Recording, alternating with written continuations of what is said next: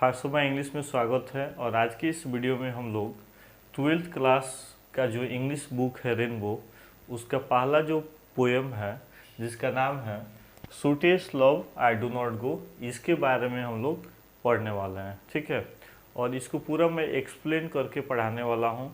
इसका word meaning, poem का हिंदी क्या होगा, कवि क्यों इस पोएम को लिखे, इसका क्वेश्चन आंसर्स क्या होगा, इसका ऑब्जेक्टिव क्वेश्चन क्या होगा, इन सब के बारे में हम लोग बाबू बात करेंगे। आप वीडियो को अंत तक देखिएगा और लगभग इसका 4-5 पार्ट होगा, पार्ट 1, पार्ट 2, पार्ट 3।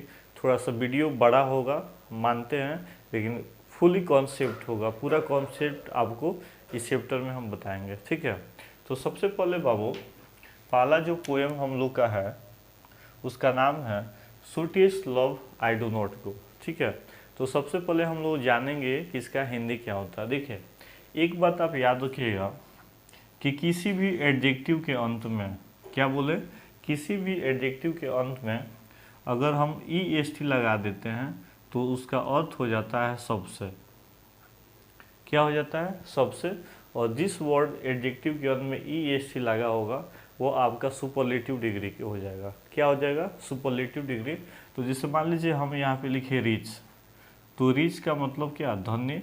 और जैसे EST लगा दिए तो हो गया रिचेस्ट, अर्थात सबसे धन्य। इसका क्या अर्थ हो जाएगा?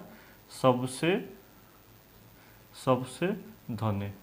ठीक है, उसी तरह यहाँ पे है पुअर। क्या? तो पुअर का मतलब गरीब। और इसमें हम क्या किए बाबू? EST लगा दिए तो हो गया पुअरेस्ट, अर्थात सबसे गरीब, सबसे गरीब। ठीक है, तो उसी तरह हम लिखे स्वीट, तो स्वीट का मतलब मीठा भी होता है, अच्छा भी होता है। ठीक है, मिठाई भी होता है। तो इसमें EST लगा दिए तो इसका अर्थ हो गया सबसे अच्छा। अर्थ क्या हो गया? सबसे अच्छा।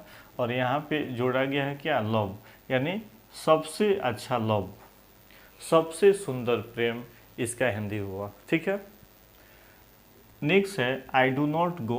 अब देखिए यहाँ पे GOE दिखाई दे रहा है। क्या दिखाई दे रहा है? GOE। तो देखिए आप याद रखिएगा कि एक होता है गो और एक होता है GOE। अब दोनों में अंतर क्या है? तो दोनों का अर्थ है जाना, दोनों का अर्थ क्या है? जाना। लेकिन फर्क इतना है कि ये GOA है, GO है, यह आपका मॉडर्न इंग्लिश है। क्या है? मॉडर्न इंग्लिश है।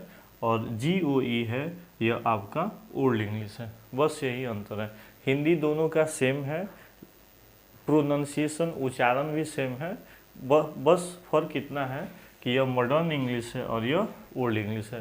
तो इसका अर्थ हुआ आई डू नॉट गो, मैं नहीं जाता हूँ, मैं नहीं जाता हूँ। ठीक है, और यहाँ पे जो लिखा गया सूटेस्ट लव, इसका अर्थ क्या हो गया? सबसे अच्छा प्रेम, मधुरतम प्रेम। तो और इसके कवि जो हैं जॉन डन है। क्या है? John done. तो जॉन डन अपने पत्नी को, क्या, अपने पत्नी को संबोधित करने के लिए, एक उपाधि देने के लिए अपने पत्नी को बोले थे सूटेस्ट लव। अब सवाल उत्पन्न हुआ कि सूटेस्ट लव किनको कहा गया है?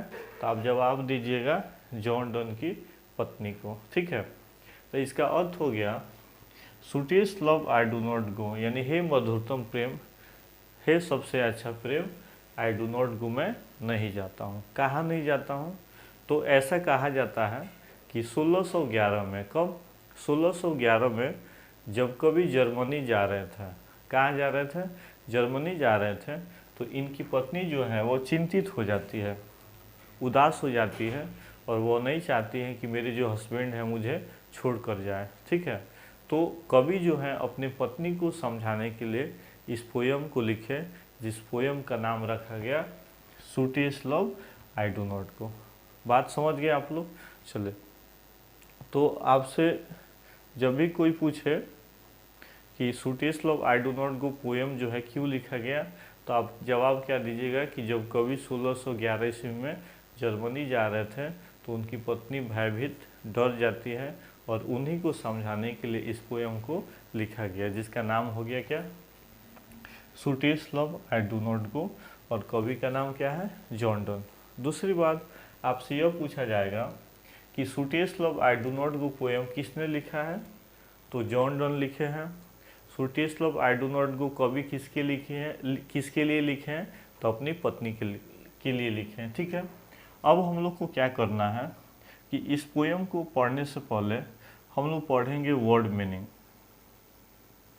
क्योंकि जब तक वर्ड मीनिंग आप ना पढ़िएगा तब तक आप पोएम को कैसे पढ़िएगा, कैसे आपको समझ में आएगा। ठीक है, तो यहाँ पे कुछ वर्ड लिखे हैं, आप मैं हिंदी बोल दे रहा हूँ, आप इंग्लिश अपना लिख लीजिएगा। ठीक है, तो पहला है पायनियर। क्या है, पायनियर। और पायनियर का मतलब होता है खोजकर्ता। पायनियर मतलब खोजकर्ता। नेक्स्ट है लिरिकल। लिरिकल का मतलब क्या होता है, गीत। सेट्रिकल। एस्ट्रिकल का मतलब होता है व्यंग्यात्मक। सेट्रिकल का मतलब व्यंग्यात्मक। परस धनी मनी। परस का मतलब धनी मनी। एट अ टाइम एक ऐसे समय। एट अ टाइम मतलब एक ऐसे समय। एसेंशुअली का मतलब होता है विश्वास। एसेंशुअली का मतलब क्या होता है, एसेंशुअली का मतलब क्या होता है, विश्वास। बिकॉज ऑफ के कारण। बिकॉज ऑफ का मतलब के कारण। थियोलॉजी धर्मशास्त्र। फिर से सुन लीजिए, पायनियर का हिंदी खोजकर्ता। लिरिकल का मतलब गीत। सेट्रिकल का मतलब क्या बताएं, व्यंग्यात्मक। परस का मतलब धनी मनी। एट अ टाइम एक ऐसे समय। एसेंशुअली मतलब क्या, एसेंशुअली का मतलब विश्वास। बिकॉज ऑफ का मतलब के कारण। और थियोलॉजी का मतलब धर्मशास्त्र। ये जितना भी वर्ड है आपके पोएम और जॉन डन का जो इंट्रोडक्शन दिया गया है उसमें यह वर्ड कलेक्ट किया गया है, यह वर्ड का यूज किया गया है। तो आप इस वर्ड को याद कर लें और तब रीडिंग दीजिएगा तो आपको अच्छा समझ में आएगा। ठीक है, उसके बाद है प्रिजन। प्रिजन का मतलब होता है जेल। प्रिजन का मतलब जेल। ऑर्डिनेशन पादरी। ऑर्डिनेशन का मतलब पादरी। प्रिएचर उपदेशक, जो लोगों को उपदेश देता हो उसको हम लोग क्या बोलते हैं, प्रिएचर। नेक्स्ट है ब्रेक विथ छोड़ देना। क्या होता है, ब्रेक विथ मतलब छोड़ देना। नेक्स्ट है वियरनेस थक जाना या उब जाना। हिंदी क्या होगा, थक जाना या उब जाना। उसके बाद है दी या कोई कोई थी भी बोलते हैं, इसका मतलब होता है तुमको। फीचर अच्छा, फीचर मतलब अच्छा। फेंड मजबूर होना। स्पर्श मनसा। फीबल कमजोर। साई कराहना रोना विलाप करना। डीके नष्ट होना। ब्रीफली कुछ दिन कुछ समय या संक्षिप्त बोल सकते हैं। ठीक है, नेक्स्ट है फेंड मजबूर होना। स्पर्श मनसा। फीबल कमजोर। साई कराहना। डीके नष्ट होना। और ब्रीफली मतलब संक्षिप्त रूप से बहुत कम। ठीक है, तो यह हम लोग का क्या हुआ, वर्ड मीनिंग हुआ। अब हम लोग जानेंगे कि इस पोएम का थीम क्या है, विषय वस्तु क्या है, कवि का मकसद क्या था, आखिर इस पोएम में कवि क्या दिखाना चाहते हैं।